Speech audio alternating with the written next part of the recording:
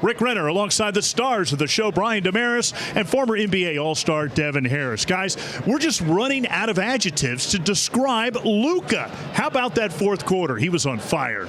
And guess what? This is not an April Fool's joke. Unbelievable way to start off the weekend working with these guys, right? We're just sitting around watching baseball. We're under the roof at 72 degrees. It doesn't get any better than this. And welcome to a glorious edition of Rangers Live presented by Frontier Communications. Rick Renner alongside the most powerful man in Texas media, Mike Bassick of 105.3 The Fan. He told me to say that. And the spotlight is now on the Class 4A champs, the Lady Eagles of Argyle, becoming just the third school in state history to win 5 straight state championships. No one will ever touch that Wilt Chamberlain kind of number one in touchdowns with 127 and counting. What a night it was. And here he is in the studios to talk shop, talking about the all-time touchdown king in the largest classification in the state of Texas, Braden Locke. So good to have you here. Congratulations. What does it mean to you to have guys like Kyler Murray, Garrett Gilbert, Baker Mayfield? They're all looking up at you as the number one of all time. It's an incredible honor. I can't just let Kevin Durant go across the lane. I don't do anything. Let him stop where he wants, catch the ball where he wants to catch it, and now he faces up, and I'm just playing. Hold on, double R. Day. I'm just playing token defense. I might as well not even be there. This guy's 7 feet tall. He's going to turn around and just score the basketball. I just slammed on Matt Bonner. What you need to do is 2 parts, all right? And then that guy. Flanny Friday again? It's Flanny Friday. Crazy's in the building. What is this? What is going on? That's against company policy, right? I mean, we do have Almost left me security. How do you get fans in here wanting autographs? I don't know. Past security. And by the way, Dan, I noticed you parked where the electric car is supposed to park. I think that was illegal parking by you. You know, if you're Bobby Bigwell, the rules don't apply to you, Rick. Well, hopefully it's there when the show ends. Wow, that was a nice touch. I like that. We welcome you into Spurs Live. Rick Renner, Matt Bonner, the Red Rocket, and Mr. Danalytics, Dan Weiss. LaMarcus Aldridge is going to miss his 4th straight game. He's out still with the sore shoulder. Jakob Poeltl is also out, probably going to be 2 to 4 weeks. And that is a big thing tonight because Derek White is going to be in the starting lineup for Drew Eubanks. So the Spurs are going to go even smaller against a team that is very large. It's going to be a challenge tonight against the Nets. It is. I kind of like it, though. Rick Renner hanging out with a couple of cats that think baseball should actually consider having a penalty box. I think you guys made the great point last night. When you play a team 19 times, there's going to be hostility. It is human nature. We start with Adolis Garcia. This guy just keeps on doing it now. 4 home runs in the last 6 games, number 19 and number 20 on the year. He is on a tear. He's one of just 2 Rangers in history that are rookies with over 50 RBIs in the first half before the All-Star break. Our friend here, David Murphy, the other was 60 back in 2008 when he was a rookie. But boy, you look at what he has been able to do. 2 huge shots both ways. He uses all the fields. And as you look at that, guys, do you think he just punched his ticket for the All-Star game? There's no way to exactly know until it happens. I am your replacement anchor for Dana Larson. Rick Renner signed to a 10-day contract, which is the longest contract I've ever had in my career. Great to be with you, my man. It's an interesting game because so much anticipation when you take on the defending NBA champion, and yet we have so much star power out tonight. Well, we have star power right here, you and me. I mean, listen, Funnelwell had Dirk last game. He's got Devin tonight, but your dreams have come true. You got me. It's a Christmas miracle. Let's do this. It's a Christmas miracle and a Festivus for the rest of us.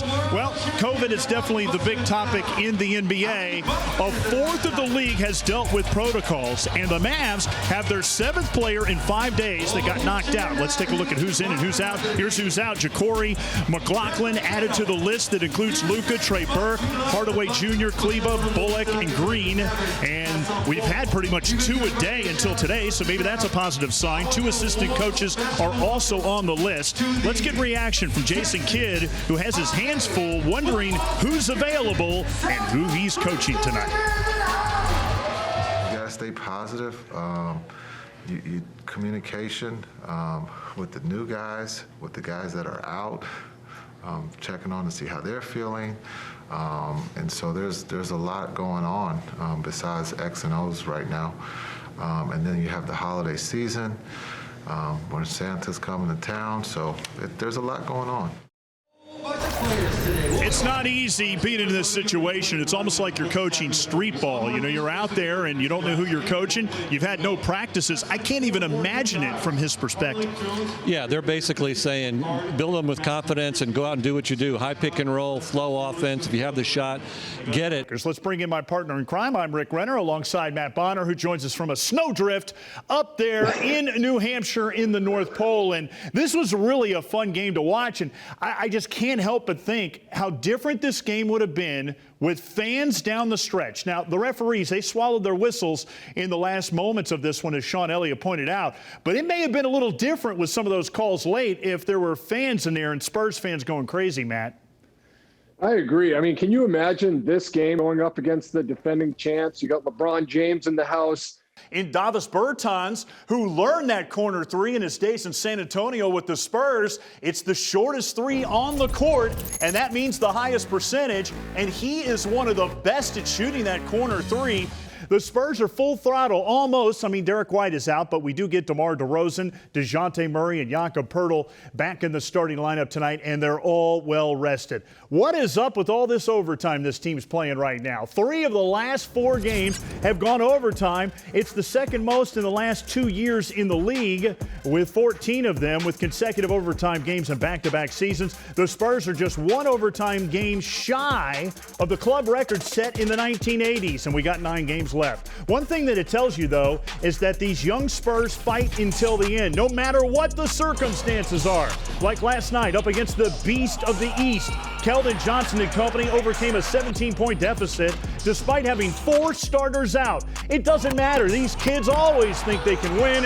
It's fun to watch, and this was against the number 1 seed of the East, the 76ers, with the MVP candidate Joel Embiid, who's more than a half foot taller than all of the Spurs combined. The Spurs youngins bring the energy. Yeah. And welcome into day 2 of Big 12 Football Media Day, starring the one and only Gary Reasons, College Football Hall of Famer, 2-time Super Bowl champion. I'm Rick Renner. Aaron Hardigan will join us shortly with all kinds of interviews with the coaches and the players. A lot of fun on day 1 yesterday. One of my favorite moments was when Gary Patterson was up there. He had so many lines, he pretty much shut down Twitter. I loved his line where he said, good news, bad news. Good news, I got 18 starters back. Bad news, we were 6-7 last year. You know, and Gary Patterson comes to this event every year, and he's really come to understand what it's all about and have some fun with it. So we threw out a couple of fun lines. You took that one, and, you know, when you talk about coming back with 18 starters, was good news, bad news. He understands he's got to do a lot better. We'll talk more about the Horned Frogs in a little while. Let's take a look at the day 2 schedule. We're going to break in 2 new coaches today, Tom Herman at Texas and Matt Rhule, who's looking to rule and change the culture down there at Baylor. The new sheriff is in town in Austin, Tom Herman. He will kick things off at the 11 o'clock hour Eastern Standard Time, followed by Dana Holgerson, who's working with a well-deserved contract extension after a 10-win season. Matt Rhule with the change there in Baylor. 77-year-old Bill Snyder, always fun. He'll join the party. Plus, Mike Gundy and that fabulous mullet that has actually had 7 months to grow since the bowl game. Going to be a lot of fun today. What are you looking forward to hearing? Well, we're going to hear some new things about these new coaches. It's going to be exciting talking to the new coaches, you know, for Matt Rhule and also for Tom Herman. So that's going to be their first media days and the first kickoff to that. We'll talk some more about them and have a chance to ask them some really good questions. Right now, we're going to go to the podium where Walt Anderson, the coordinator of officials, is addressing the media with some of the changes this year in the Big 12 for the officials. Walt, welcome to the Big 12 platform. Let's check the wild card race. Very wild and wacky today. We start at the Trop on Florida's left coast in Tampa as the Yankees were taking on the Rays. Charlie Morton showed you why he's an all-star selection today against the Yankees. He struck out 10 in 5 2/3 innings, and the Rays go on to beat New York 2-1. The final there. A big statement, maybe down the line, still a shot at the division. Boston at Detroit, the lowly Tigers in Motown, and all-star Xander Bogaerts drives in 2 with his 29th double of the year to give Boston a comfortable lead. The Sox hang on to win it 6-3, their 4th straight victory. Let's go to Cincinnati for the Indians and the Reds, and they would crush those Reds. Jake Bauers with one of 4 home runs for the Tribe today. Cleveland gets to win number 50 and an 11-1 win over Cincinnati. But guys, how about these throwback uniforms by the Cincinnati Reds? Many of them didn't even wear sleeves. Like Yasiel Puig. Yeah. Check this out. You can see some guns on these guys. What do you think about this look, Mac? I think you would have liked that look. Well, they had that. They had that look. They had that look when I played. So they used to wear those occasionally back in the day. So a little bit different, yeah, without sleeves. If you've got guns like that, why not? You know, but everybody's not, quite as blessed as you are, Rick. Come on now. Trying to get a tan. You see the tan line there. We got the farmer's tan. We got to work on our tan. We got 3 hours out on the field to help out the upper arm there. Hey, I'm good with tan. Why tan? I think Rugi Odor would like those uniforms the way, he shows that muscle all the time. He's already got his with the, wide open right there. Might as well go, sleeveless. I saw J.R. Smith is in that softball all-star game today, and he's not wearing a shirt because just like when he won it in Cleveland, I thought Rugi might like to have a game where there is no jersey on. Wow. Just go shirtless. Well, there was a crazy game going on in Houston, and by the way, it's still going on right now between the Angels and the Astros. Scary moment here, tied in the 10th in the and look at this, George Springer hits a sacrifice to right field. Jake Marisnick, who's 6'4", 220, barrels into Jonathan Lucroy going home. Now the ball came loose. Marisnick is eventually ruled out on the play, so the game is still tied at 10-all. Mike Trout has 2 homers in the game, number 27 and number 28. Scary moment for Jonathan Lucroy, who needed a stretcher to leave the game. Obviously a head injury. Looks like he may have broke his nose. We'll find out more later. But, boy, we hate to see this. Baseball trying to get away from this, Mac. Yeah, they really are. Now, Aaron, you can make a serious case that the mecca of basketball is in the DFW. No doubt. It is remarkable. You think about all the national All-Americans and all that. Let's take a look at the District of Doom, which features Duncanville, the team that is now going for 4 straight state championships. Remember, they would have won it the COVID year as well. They were there for all that. Richardson and Duncanville have 3 of the top 6 recruits in the state, including national All-American Anthony Black, who's uncommitted, a 5-star, one of 5 national All-Americans in Texas. Duncanville's Ron Holland is the nation's #1 junior and will continue to play in the District of Doom this year as the Panthers look to win another ring. And get this, just to show you the dominance in the DFW and North Texas area, let's go back to 2019. 5 of the 6 boys state champions all came from the DFW area. Duncanville, Mansfield, Timberview, Faith Family, Dallas Madison, and Slidell in 1A. Remember, they're just 65 miles outside of Dallas. While on the girls' side, to continue the dominance that we see in the DFW in basketball, you have the reigning defending champs from DeSoto, who have everybody back in the most star-studded lineup of any team in the state, if not the nation. 7 girls on this team looking to defend have signed national letters of intent at Division I programs. Now let's look at their district for the girls. Mansfield Legacy is in there, who has all-state guard Savannah Catalon, one of the DFW's top recruits, and Lake Ridge, who has Kylie Marshall, who's a 4-star and the 2nd best player in Texas. Also in North Texas, you have South Grand Prairie, who is ranked number 10. They made it to the state semifinals, was knocked out by DeSoto last year. And of course, Argyle, who is number 1. DFW Hoops is absolutely elite. Yeah.